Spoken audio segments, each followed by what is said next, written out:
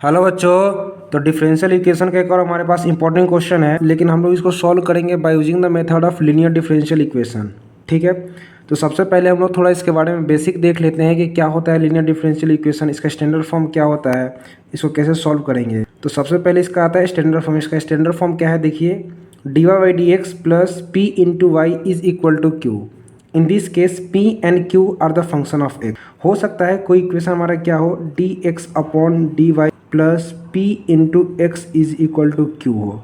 फिर इस केस में p and q are the function of क्या हो जाएगा, y हो जाएगा। ठीक है, यहाँ तक भी कोई दिक्कत नहीं होगा। सबसे पहले हमारे पास जो भी प्रॉब्लम दे रखा होगा उसको हम लोग अरेंज करेंगे बाई स्टैंडर्ड फॉर्म के अकॉर्डिंग। फिर वहाँ से हमें p और q की वैल्यू मिल जाएगा। ओके, नाउ जब आपके पास p और q की वैल्यू आ जाता है, फिर उसके बाद हम लोग निकालेंगे इंटीग्रेटिंग फैक्टर यानी if। ठीक है, तो if निकालने का फॉर्मूला क्या होता है, e की power integration p dot D x. p की वैल्यू कहाँ से आएगा, हमारे पास p की वैल्यू आएगा जो हमारे पास जो इक्वेशन दे रखा होगा वहाँ से p की वैल्यू आएगा।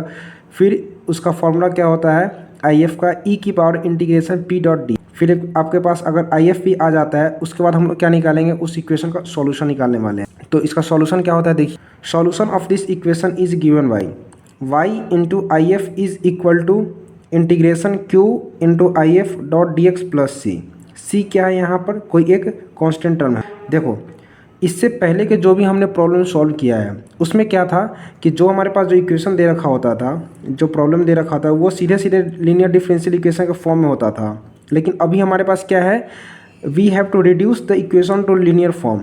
यानी कि जो हमारे पास इक्वेशन दे रखा होगा उसको सबसे पहले हम लोग लीनियर डिफरेंशियल इक्वेशन के फॉर्म में उसको रिड्यूस करेंगे। ठीक है, फिर उसके बाद हम लोग उस पर सॉल्व करेंगे, ये इंटीग्रेटिंग फैक्टर निकालेंगे, फिर उसके पहले उसकी p और q की वैल्यू निकालेंगे, फिर if निकालेंगे, फिर हम लोग उसका जनरल सॉल्यूशन निकालने वाले हैं। तो उसका फॉर्मूला क्या होता है, देखिए, f dash of y into d Y by D x plus p into f of y is equal to q. ठीक है, इसका क्या मतलब हुआ, मैं आपको जब सॉल्व कराऊंगा क्वेश्चन फिर उसके साथ मैं आपको बताऊंगा तो आपको ज़्यादा समझ में आएगा। ठीक है, तो चलिए आज का क्वेश्चन देखते हैं क्या है हमारे पास। ठीक है, तो आज का क्वेश्चन क्या है, देखिए हमारे पास, solve D Y by D x plus Y upon में x log Y is equal to Y upon में एक्स स्क्वायर लॉग वाई का होल स्क्वायर। ठीक है, जो मैंने आपको अभी जस्ट जो बेसिक बताया है इसके बारे में, लीनियर डिफरेंशियल इक्वेशन के बारे में, उसको अभी हम लोग यहाँ पे उसको अप्लाई करने वाले हैं। फिर हमारे पास जो ये प्रॉब्लम है इसको हम लोग सॉल्व करेंगे। ठीक है, तो इसका सॉल्यूशन देख लेते हैं क्या है हमारे पास। D Y by D x plus Y upon में x log Y is equal to Y upon x square log Y का होल स्क्वायर। अभी ये जो हमारे पास जो लॉग वाई का होल स्क्वायर है, इसको हम लोग इसके डिवाइड में भी भेजेंगे और इसको हम लोग इसके डिवाइड में भेजेंगे। अब मैं आपको बताऊंगा आगे कि ऐसा हम लोग क्यों कर रहे हैं। अगर हम लोग इसको इसके डिवाइड में भेजेंगे तो क्या आएगा, 1 अपॉन में लॉग वाई का whole square into d Y by D x plus Y upon में एक्स लॉग वाई, और एक और ये नीचे आ जाएगा। देखो, ये जो है ये इसके डिवाइड में भी आएगा और ये जो है यहीं से ये इसके डिवाइड में भी आएगा। ठीक है, तो वाई अपॉन में एक्स लॉग वाई, एक तो पहले से है और एक ये नीचे आएगा, तो लॉग वाई का होल स्क्वायर आ जाएगा इज इक्वल टू, इधर क्या बचेगा, वाई अपॉन में एक्स स्क्वायर। एक लॉग वाई से इसका पावर कैंसिल हो गया। अब देखो, ये जो है लॉग वाई का होल स्क्वायर, अगर इसको अगर ऊपर भेजेंगे तो क्या आ जाएगा, लॉग वाई की power -2 into d Y by D x plus, यहाँ क्या बचेगा, अब ये जो यहाँ पावर क्या बचेगा 1, अगर ऊपर जाएगा तो क्या आ जाएगा, लॉग वाई की पावर -1 वाई अपॉन में x is equal to Y upon में एक्स स्क्वायर। आई होप कि आपको यहाँ तक कोई दिक्कत नहीं होगा। देखो, मैंने आपको पहले अभी जस्ट बताया था कि अभी हम लोग क्या करेंगे, जो हमारे पास जो ये इक्वेशन दे रखा है इसको हम लोग पहले रिड्यूस करेंगे लीनियर डिफरेंशियल इक्वेशन के फॉर्म में। ठीक है, उसको रिड्यूस करने के लिए मैंने आपको पीछे बताया था f dash of y into d Y by D x plus p into f of y is equal to q. यानी कि यहाँ पे क्या है, देखो, एफ ऑफ वाई, तो एफ ऑफ वाई जो मतलब कोई फंक्शन होगा वाई का, और उसका डेरिवेटिव क्या है इधर, एफ डैश ऑफ वाई। अब यहाँ भी देखो, यहाँ क्या है, लॉग वाई की पावर -1, क्या इसका डेरिवेटिव ये नहीं है, लॉग वाई की पावर -2। यानी कि अब हम यहाँ से क्या करेंगे, इसको रिड्यूस करेंगे। इसके लिए मैं इसीलिए मैंने यहाँ से क्या लिया था, लॉग वाई को इसका डिवाइड में भेजा था ताकि इसका डेरिवेटिव हमें मिल जाए। ठीक है, तो आगे देखिए क्या है हमारे पास, ये जो हमारे पास लॉग वाई की पावर -1 है इसको हम लोग वी पुट कर लेते हैं। फिर उसके बाद अगर हम लोग इसका डेरिवेटिव करें तो क्या आ जाएगा, पावर -1 इधर आ जाएगा और log y की पावर -1 और -1 क्या आ जाएगा, -2। फिर log y का करेंगे तो log y का हो जाएगा 1 अपॉन वाई।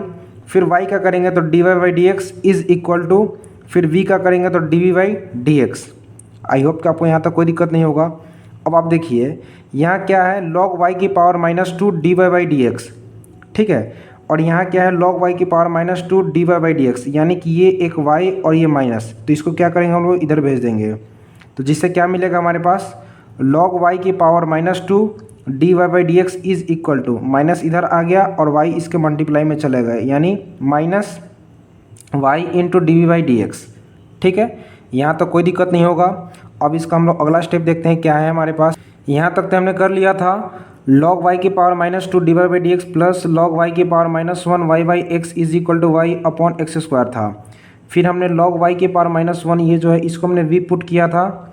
फिर हम वहाँ से log इसका डेरिवेटिव करने के बाद log y की power -2 dy/dx is equal to हमारे पास ये वैल्यू आ गया था। यानी कि जो हमारे पास log y की पावर -2 dy/dx है और हमने जो इसको अभी डिफ्रेंशिएट करके जो हमारे पास आया है, तो इसके जगह पे हम लोग ये लिखेंगे अब -y dv/dx। ठीक है, तो वही है हमारे पास, देखिए यहाँ पे -y dv/dx प्लस अब ये जो log y की पावर -1 है इसके जगह पे क्या लिखेंगे v, यानी y upon x into v is equal to y upon में एक्स स्क्वायर। ठीक है, यहाँ तक भी कोई दिक्कत नहीं होना चाहिए। अब देखिए ये जो हमारे पास जो स्टैंडर्ड डिफरेंशियल इक्वेशन का जो फॉर्म होता है क्या होता है, dy/dx plus p into y is equal to q. यानी कि जो हमारे पास dy/dx है इसका कोफिशिएंट क्या होता है 1 होता है, लेकिन यहाँ जो हमारे पास जो फंक्शन अभी क्या आया है v के फॉर्म में आया है, तो इसका कोफिशिएंट क्या है माइनस और y। तो इसके लिए हम लोग क्या करेंगे, इस माइनस से तो सभी टर्म को मल्टीप्लाई कर देंगे और y को इसके डिवाइड में और इसके डिवाइड में भेज देंगे। ठीक है, तो उसके बाद देखिए हमारे पास क्या बचेगा, dv/dx माइनस यहाँ आ जाएगा y अपॉन एक्स, v रहेगा और ये y इसके डिवाइड में आ गया इज इक्वल टू माइनस इधर भी आ जाएगा minus y upon x square into ये जो y है इधर आएगा डिवाइड में, तो यानी इंटू 1 अपॉन y। अब इस y से ये y कैंसिल हो गया और इससे भी ये कैंसिल हो गया। ठीक है, यहाँ तक भी कोई दिक्कत नहीं होना चाहिए। जो हमारी इक्वेशन है क्या बचेगा, dv/dx माइनस 1 अपॉन में x into v is equal to -1 upon में एक्स स्क्वायर। ठीक है, यहाँ तक भी कोई दिक्कत नहीं होना चाहिए। नाउ अब जो हमारे पास जो इक्वेशन आया है ये क्या है, now our equation reduce to linear form. ये जो हमारे पास जो इक्वेशन है ये क्या है, लीनियर फॉर्म के में है।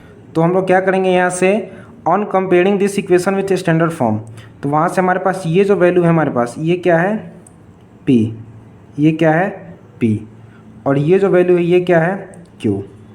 ठीक है, तो हमारे पास p की वैल्यू क्या आएगा, देखिए p की वैल्यू क्या आ जाएगा -1 अपॉन में x और q की वैल्यू आएगा -1 अपॉन में एक्स स्क्वायर, और v को हमने क्या पुट किया था log y की पावर -1।